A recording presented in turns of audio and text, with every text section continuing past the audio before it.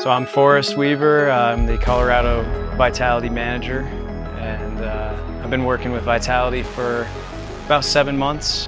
So this location is primarily our milling center.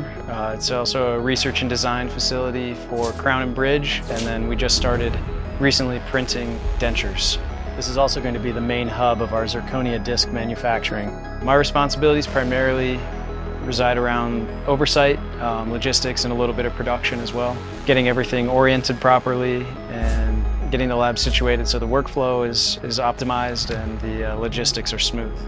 The lab industry is kind of like the trade work of healthcare, right? You get hands-on work with the product you're manufacturing. The lab industry itself is more for the manufacturing and for the artistry of what makes teeth look good, right?